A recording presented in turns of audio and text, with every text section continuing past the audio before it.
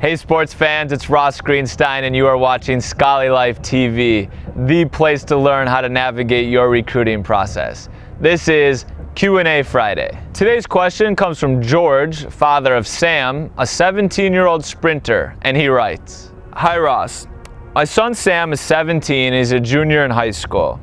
I feel we are nearing the end of his recruiting process, but I am not sure. A friend of mine told me about you and SchollyLife, so I decided to check out your site. Thank you, George's friend. I have not purchased the Scholly Guide yet, but I have been considering it. I am not sure that we need it." Come on, George, if you're considering it, you probably need it.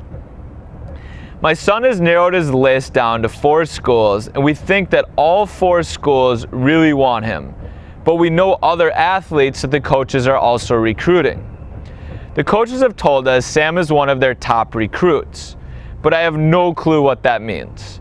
Should we just flat out ask the coaches where Sam stands amongst the other recruits, and will the coaches be honest with us?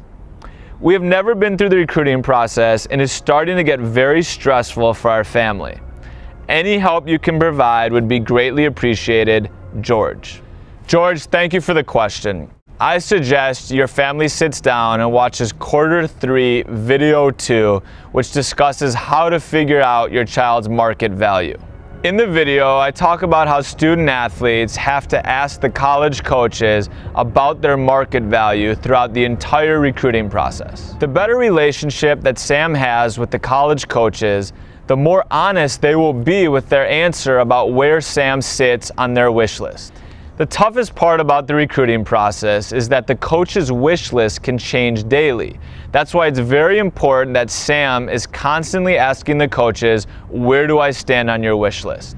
I understand this seems daunting, but Sam needs to pick up the phone, he needs to call the college coaches, and needs to ask them when they will know if they will be offering him a scholarship. And this leads me into the quote of the week.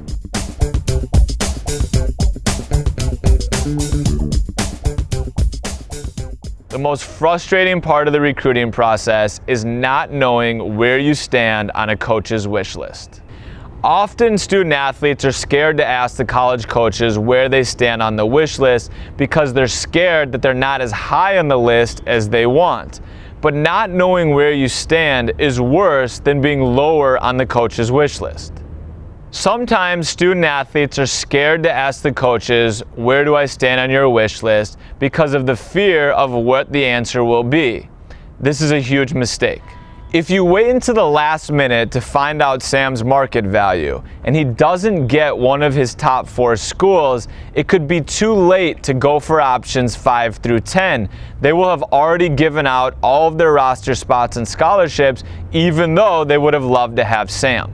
George, make sure that Sam watches the video with you. This will give him more confidence and tell him exactly what he needs to do when he calls the college coaches. George, that was my A to your Q.